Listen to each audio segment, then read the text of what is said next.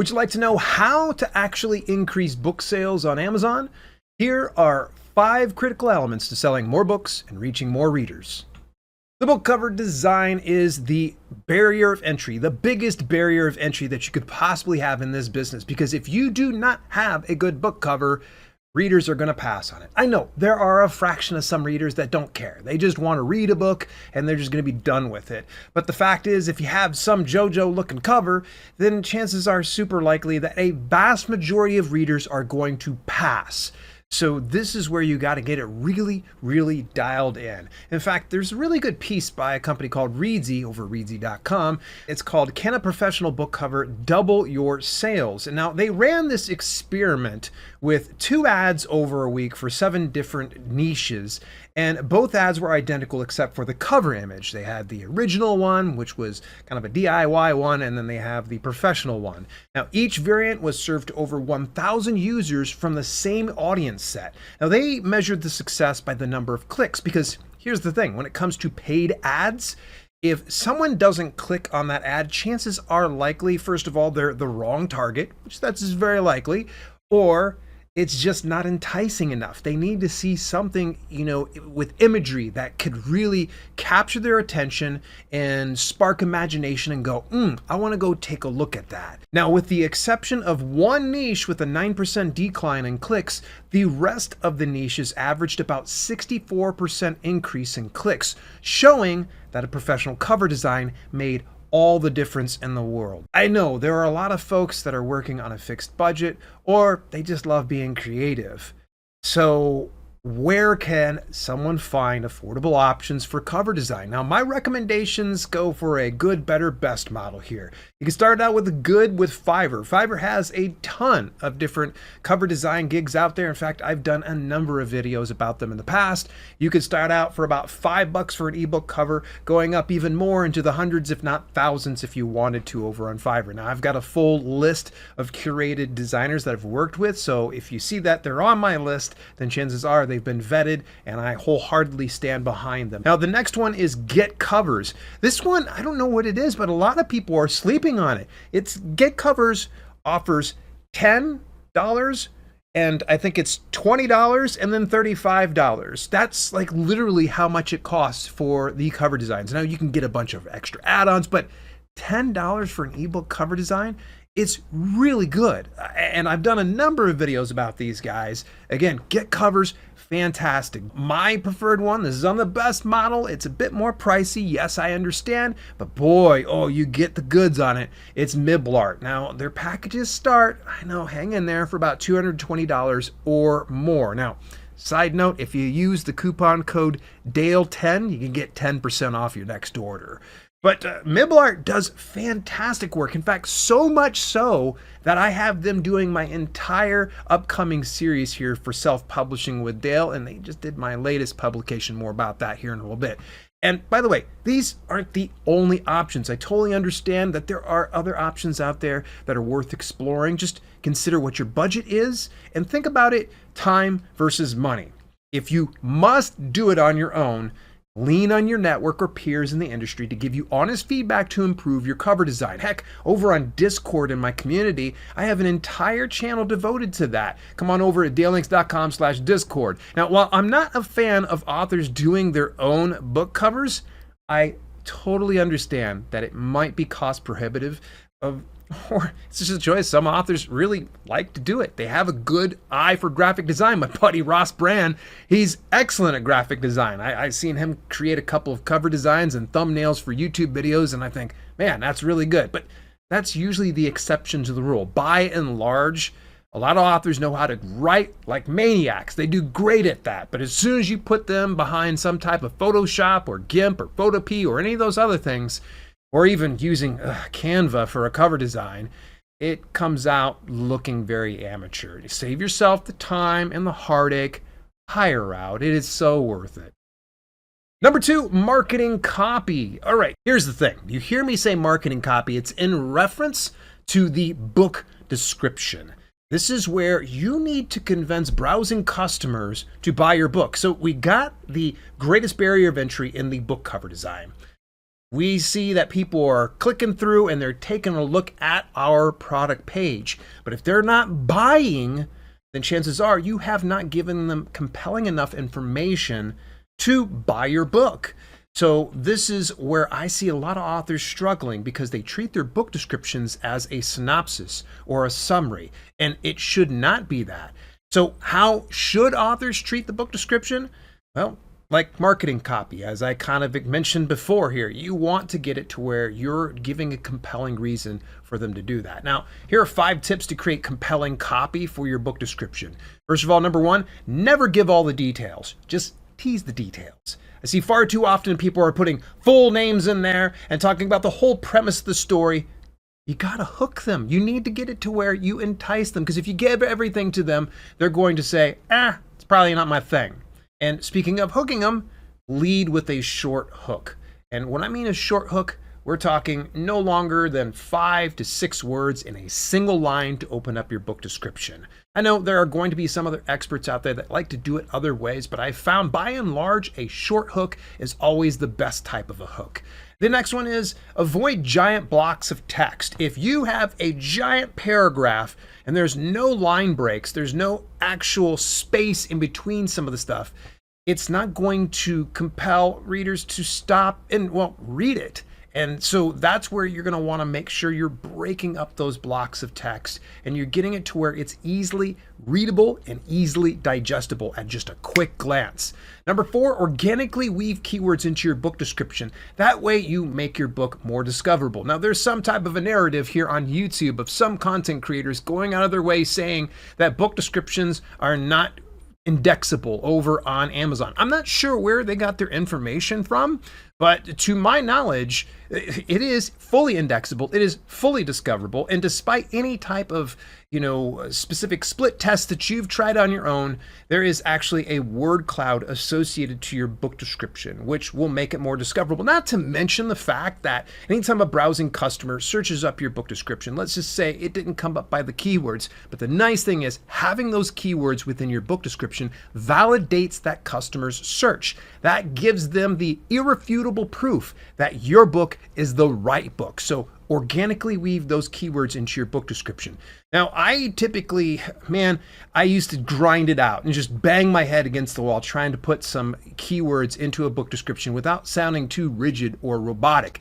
Now, this is going to sound crazy when I recommend this, but artificial intelligence helps out on this big time. You can get some free service through ChatGPT. The 3.5 version's totally fine.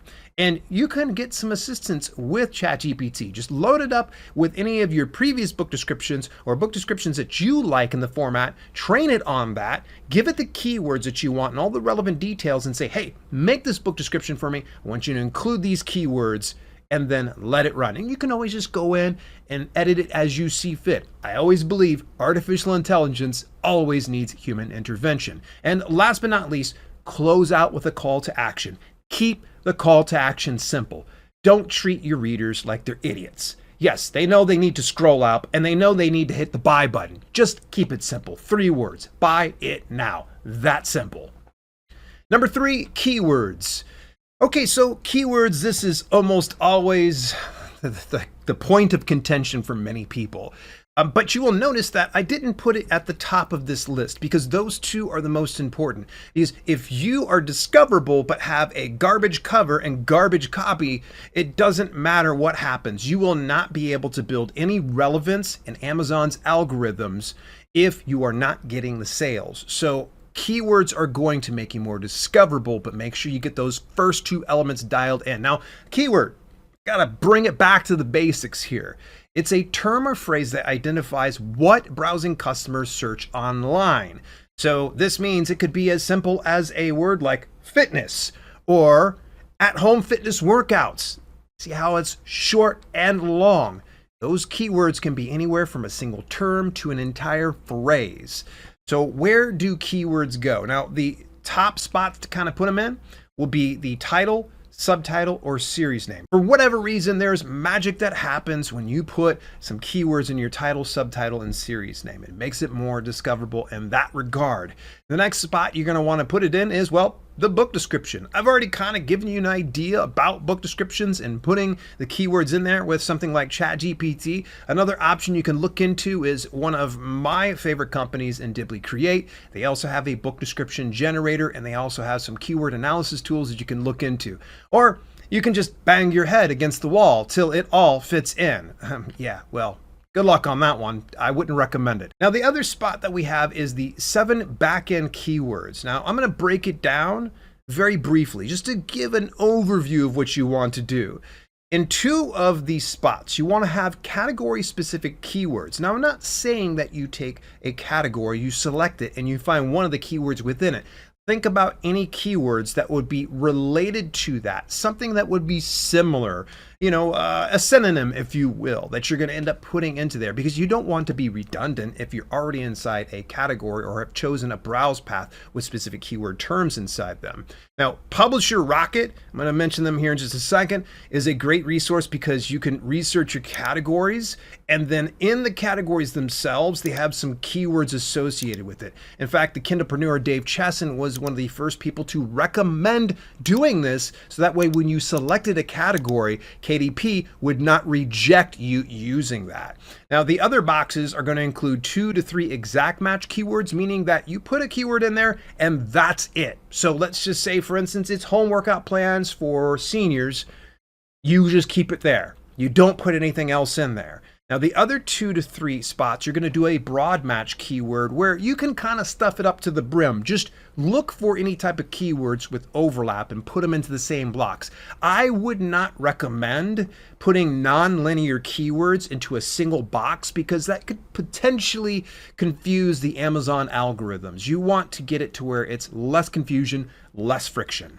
2 great tools for keyword research and refinement. I already mentioned one of them in Dibbly Create. They have something that's called Amazon Keyword Analysis and Book Analysis. And literally all you have to do is drop in a keyword and it will bring up all the different books and all of the different keywords that are associated with that given book. And the same thing happens for a book analysis. If for some reason you have a competitor or a peer within your niche that you want to figure out what they're leveraging for keywords, you just drop in their ASIN and then boom, Dibbly comes right back with it. Now, the other tool that I like to use in tandem with Dibbly Create is Publisher Rocket. Now, Publisher Rocket does come at a bit of a higher premium, but I'm telling you, it's lifetime access. You get all the upgrades. It's fantastic. I will take the keywords that I have picked up from Dibbly Create and I pop it on into Publisher Rocket for proof of concept. I'm looking for those keywords that are going to have low competition, but high search volume. At least having the high search volume. And I'm looking for something that's anywhere above 200 searches per month, potentially 1,000 searches per month. It just depends on how popular your niche is. Even as an established author, understanding the fundamentals of self-publishing is crucial to staying ahead in the ever-evolving publishing landscape. In my latest book, Self-Publishing for New Authors, you get a comprehensive guide that breaks down the entire process, making it an invaluable resource for authors like you and even newcomers to this business. Recent reviews shared how the book is an invaluable resource for anyone looking to navigate the often daunting world of self-publishing. Dale breaks down the process into manageable steps, making it accessible even for those with no prior experience. In another one, it said, self-publishing for new authors is like having a personal mentor guiding you through the complex journey of self-publishing. And Live Stream Universe host, podcaster, and award-winning author Ross Brand shared, once you read this book, you'll have a solid handle on what you need to do to succeed as a self-published author. Grab a copy today at every major online retailer when you visit dalelinks.com/newauthors. Available in ebook, paperback, and hardcover with audiobook on the way and a video course in the works. Again, that's dalelinks.com/newauthors. Number 4, promotions and promoting.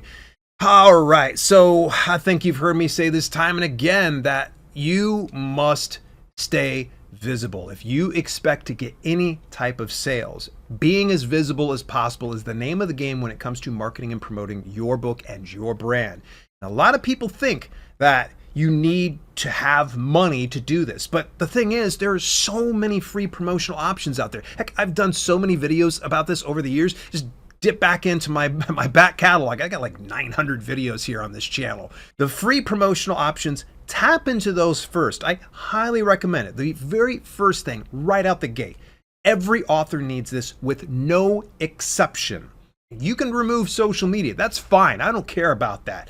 You don't need to go to all these different forums and such, but what you do need is an email list. Email marketing is dead simple. It's really not as hard as some people would make it out to be, even for newbies. I'm going to recommend a few of the different services, and it's up to you to kind of parse through what makes sense for you. I personally lean into MailerLite because they will provide all you need to up to 1,000 subscribers. You hit 1,000 subscribers, chances are super likely you'll be able to monetize that and pay for that upgrade. So the part of education, though, if you're kind of reluctant on it, MailerLite actually provides a free course. 100% free 99 if you will. In fact, Dave Chesson, the Kindlepreneur, offers a free course about MailerLite as well. It is really simple, even for those that are not very tech savvy. If you've made it this far into this video on YouTube itself, then give yourself some credit. It is that easy. You're just going to need to take a little time to learn it. And if you don't learn it, well, you won't ever be able to apply it and won't be able to reap the benefits from something like this. MailChimp also offers a certain amount of features up to 1,000 subscribers. And then more recently, great company, ConvertKit. They offer up to 10,000 subscribers. They just unlocked that recently. Like they just saw everybody else doing 1,000 subscribers and they're like, hold my beer. And they just put an extra 0 on there. Somebody in the marketing department over ConvertKit was just like, whoops, did I put an extra 0 behind that?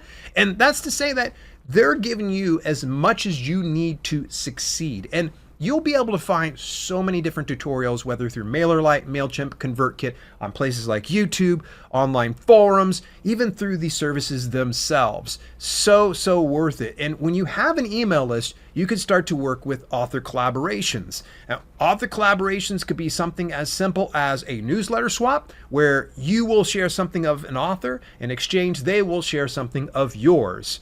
And there's also group promos, which is essentially like newsletter swaps on steroids, where you guys all get together for a giant promotion. Maybe it's like a discount of all your ebooks, and everybody wins big on something like that. There's also options like little free libraries. I had actually done a full video about this where I took out 31 different books to 30 different little free library locations throughout my area here in Columbus. And yes, we could make the argument that's not free because you have to pay for the proof in order to go ahead and deliver that. But chances are very likely, if you've got one book on hand and it's just sitting there collecting dust, might I recommend you put that into somebody's hands and not just keep it for yourself?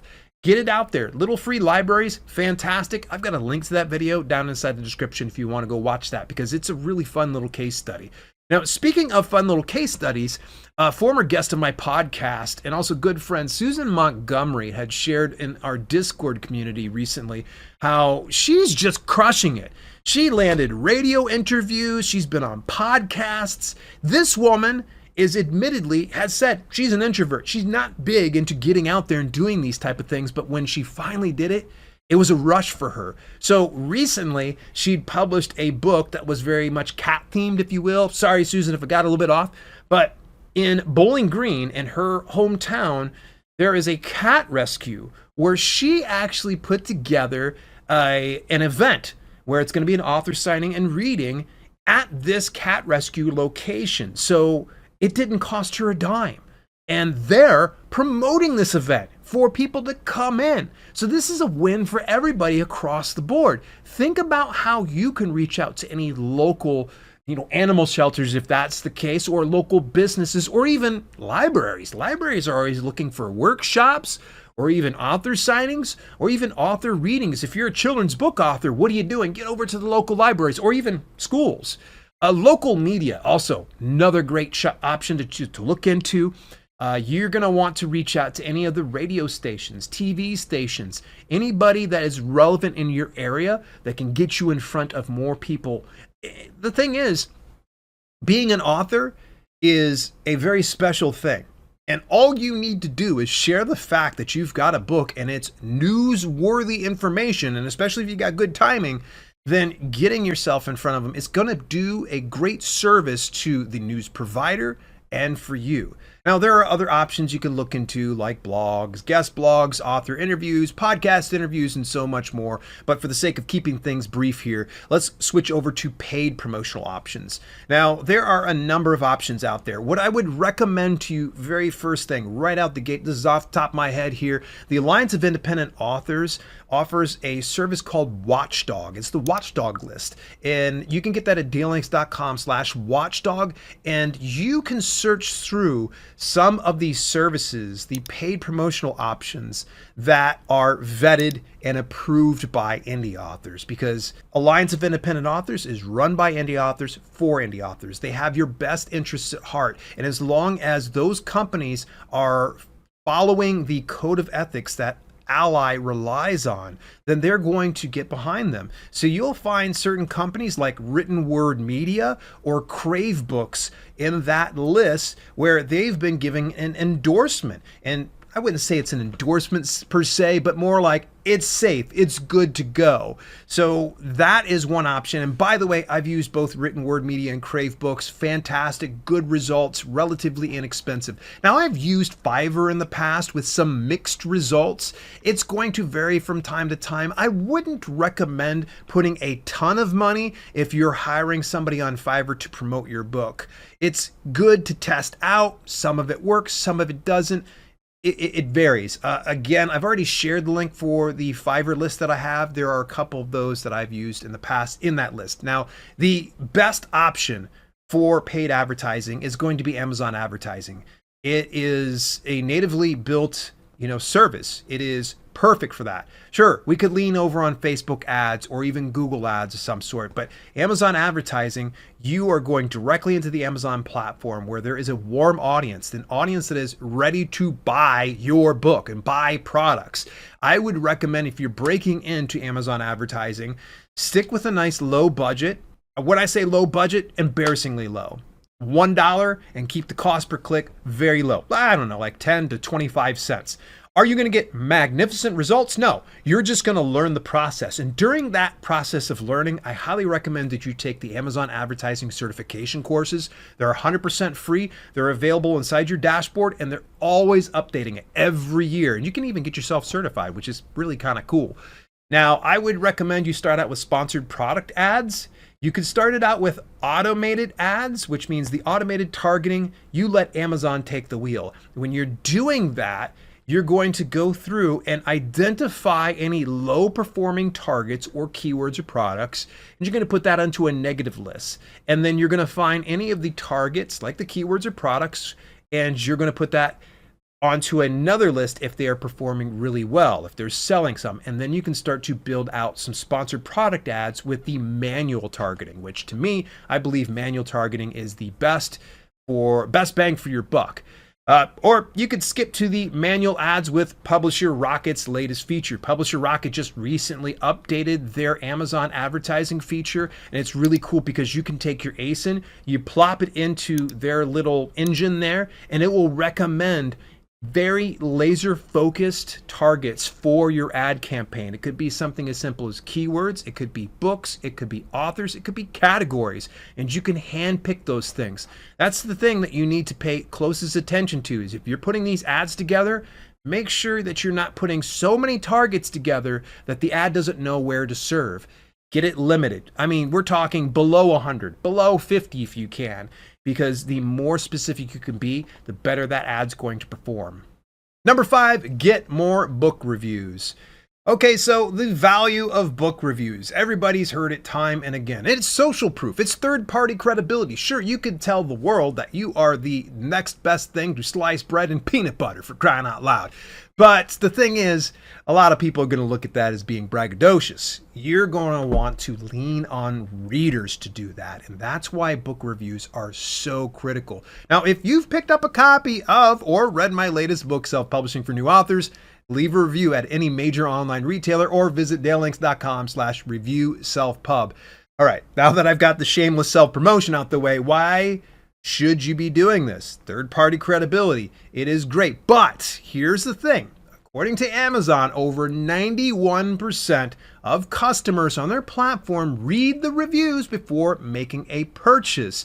And they recommend, in order to be retail ready, that you should have 15 reviews. And, well, hang on. Are you getting a sense of deja vu? If not, check out this next video where I explain the value of getting reviews and what you need to do to load up on as many reviews as possible. Or check out this other video where I shared how StoryAd provides you with a database of over 40,000 people, businesses, and services.